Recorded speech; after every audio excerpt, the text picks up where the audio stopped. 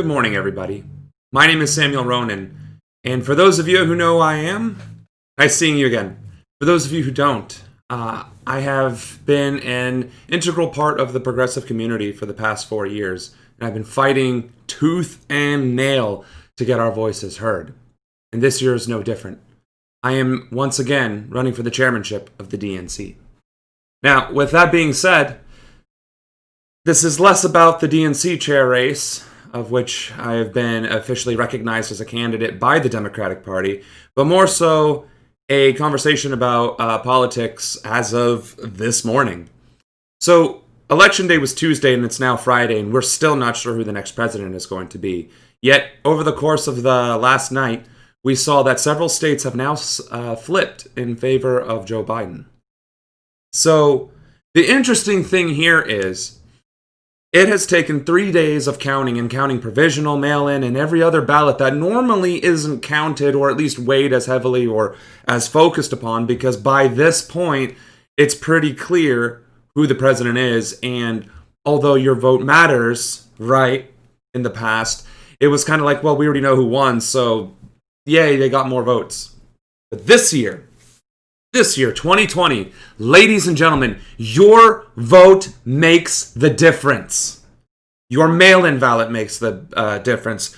Early voting made the difference. Showing up on Election Day made the difference. Your voice was heard unequivocally. In America, in 2020, democracy is alive, ladies and gentlemen. Now, is it under attack?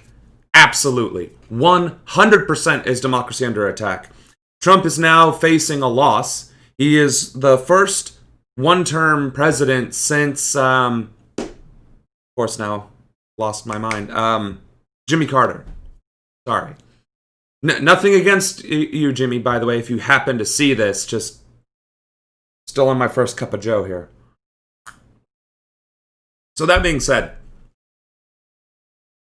we have an unprecedented set of circumstances here. For one, Joe Biden is squeaking by with a win.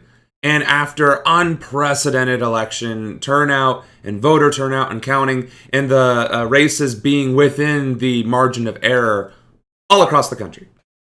In these, 11 battleground states, 6 mostly are being focused on. But essentially, there are several states that are 48 and 49, 49 and 50. The Trump administration is going to sue. They are 100% going to try and steal this election and demand that the fake votes get thrown out. And given that he's already attempted to dismantle the USPS, he's already claimed that voting by mail is fraud, and many other just baseless claims about the integrity of our election, I think it's pretty obvious that he's going to do something stupid and outrageous to try and cinch a victory, and unfortunately, many of his supporters would probably back him. Now, dystopian nightmare, wannabe dictator, wannabe fascist, we expect that from him, right?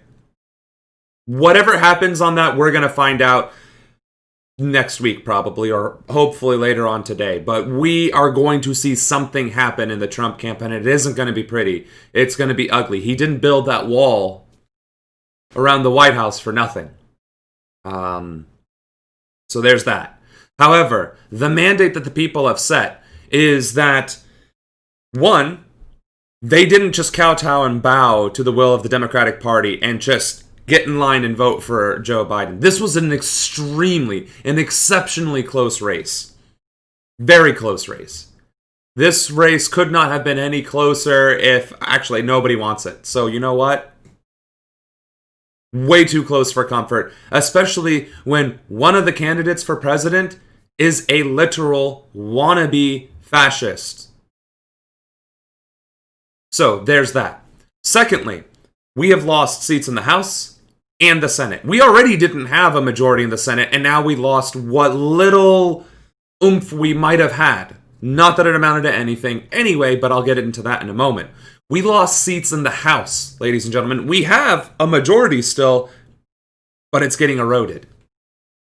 In 2020, after the failed pandemic, after the ongoing protests against police brutality, against the ongoing systemic racism, the over racism by Republicans and the Trump administration.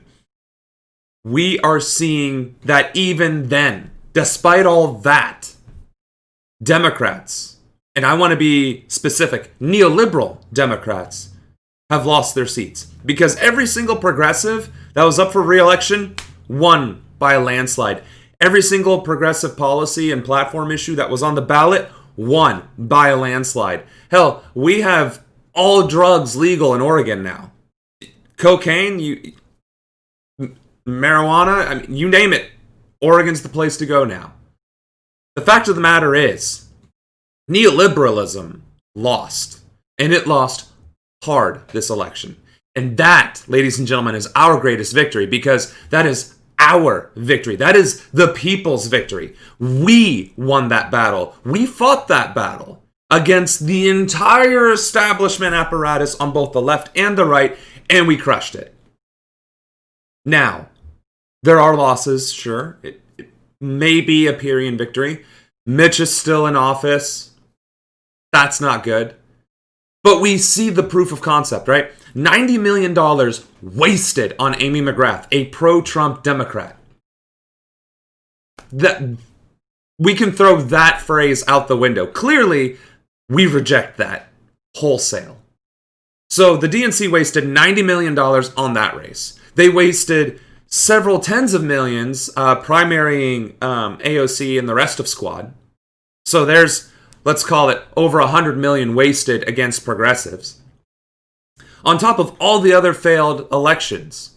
So I haven't done the tally yet, but let's just call it $250 million wasted. Never mind how much money was thrown in the Joe Biden campaign, and we're barely squeaking by. This is still not a victory for the DNC, the establishment, or neoliberalism in politics. No.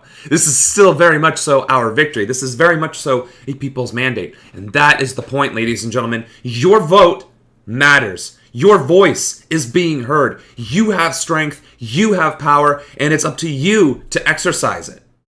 Our democracy is as strong as our involvement. And today, this election cycle, we have shown up in unprecedented numbers to be heard, to wield that power. Now we just need to keep it going. Now this is where it segues into the DNC chair race. In a few days, I'm going to get a notification from the DNC secretary saying, hey, this is how it's going to be, this is where you need to show up, and this is how you need to show up. Sweet, I'll be there. Likely there will be a lot of online activities, and if that's the case, be prepared for some underhanded tactics. It's going to happen. Either my mic's going to be muted, I'm going to have technical difficulties on my end, and it's going to be very difficult to hear what I have to say. Now, I want to clarify that this use of I isn't for my benefit. It is simply to state that I am out there representing our collective voice. Because I'm right there with you. You see this shirt? Is this Armani? Is this Gucci? Is this a $500 shirt? Is this a $600 haircut? It isn't. This is pandemic. 100% pandemic, folks. I'm about to go to work in an hour. Doing maintenance. I mean, I got the scrapes and the cuts to prove it. In fact, busted my hand the other day. I'm just like you. If I don't get a paycheck, or if my paycheck isn't 40 hours, I'm hit. This is my house. Guess what's going to happen first? That's getting taken away. So, my car. Jesus, if I took a picture of that thing, you'd be like, how are you driving that rolling dumpster? The point is, folks, I'm trying to use I in a sense of we. We are out there running for DNC chair. We are out there on that stage, and we are fighting for progressive values. And on that stage, our voices are being heard. We are being taken seriously because we aren't going to give them that choice. So, as these days, weeks, and months continue and unfold, and we see whatever we see, last time it was 4 forums and a debate on CNN, and there was a debate that I wasn't invited to, where Sally Boynton Brown did her infamous, that's a gotcha question. Well, let's be very clear. where we stand on these issues. The primary was rigged again. Joe Biden was polling 5th and 4th nationally. Obama picked up the phone and caused everybody else to drop out and foist Biden on us. So Obama hasn't done squat to do anything against the Trump administration for 4 years except to hobble and attack the progressive movement in the form of Bernie Sanders and preventing him from being the nominee. Tom Perez's leadership has failed to achieve anything meaningful. We lost Senate seats, we lost House seats, we burned over $100 million combating progressives and fighting Republicans as Republican light and failing miserably. We have unprecedented successes in progressive policies with drug reform, police reform, criminal justice reform. Medicare for All is still polling top in the nation. We still want student debt forgiveness. We still have strength. We still have all of our platform issues ready to go. And that is popular across the board. So in this upcoming race, I am going to make that case known. I'm going to make it heard. I'm going to make sure it cannot be ignored. We the people want universal health care. We want student debt forgiveness, then universal education. We want to have the discussion about a UBI, especially for a pandemic. We want better controls during a pandemic so that people can't get evicted. We want a second stimulus check and or UBI while this persists. And we want our Democrats to act like Democrats. None of this taking a knee wearing kente cloth and writing BLM in the streets. We want that voice. We want that seat at the table. We want meaningful action. And we're going to hold your feet to the fire. And we want other progressive policies. We want a Green New Deal. We want to rehabilitate our infrastructure. We want a high-speed rail system. We want a better mass transit system. We want to focus on a jobs program that focuses on the trades and raising the minimum wage. And hell yes, we want to tax the bejesus out of the wealthiest members of our society. And we want to make sure corporations are paying their taxes. It is egregious that Walmart and Amazon are paying $0 in taxes, and that Donald Trump only paid $750 in taxes in the past 15 years. If I only paid $750 in taxes in the past 15 years, I'd be in jail. Or my wages would be garnished to kingdom come. So why is it that the wealthy don't have to pay their fair share? Honestly, if it's up to me, I'd go back to the Eisenhower tax rate of 94%. AOC is being generous with 70%, which was pre-Reagan era. So these are the values that we stand for. These are the policies that we are going to push for. And in the Democratic Party reform specifically, we are going to do a top-down distribution of resources. From the DNC down to the state level, down to the local level. That is where the money needs to be, at the local level. So if we're fundraising at the national level, it needs to trickle down into the states, which needs to be dispersed into the locals. That's the way it needs to be. It needs to be open. The primaries needs to be transparent. Very transparent. No last-minute changes to the rules. It needs to be watched and observed and monitored. None of this flip 6 coins and call it heads and somehow miraculously catch it every time. No. One vote. Every Democrat gets to vote. And it's transparent. It's secure. None of this nonsense like we saw in 2020 and 2016. Secondly, there will be term limits on executive positions at the local, state, and national level. We are going to get rid of lobbyists. If you're a lobbyist, you're not allowed to be on the national committee. Period. Superdelegates, gone. That process, removed. Out. No ifs, ands, or buts. People need to have a voice in our party as well as in our politics, and we've already shown a willingness to fight for that voice in the regular vote. We're going to do the same thing in the Democratic Party. We're going to take over our county boards and our county parties. We're going to take over our state parties. And then, yes, we're going to become national delegates. And we're going to be heard. That is the future that we want in the Democratic Party, and we are going to fight for it. So, all that being said, I cannot do this alone. We cannot do this alone. We need to rally together and put our resources in the same bucket, pushing forward. So with that being said, you can donate on my website, samronan.com. There's 5 different ways to donate. There's ActBlue, Venmo, Cash App, PayPal, or DonorBox. You can also buy Ronan for DNC swag if you so desire. Anything helps. If you want to volunteer, there's a volunteer page. Social media, writing, media outreach, you name it. Fundraising.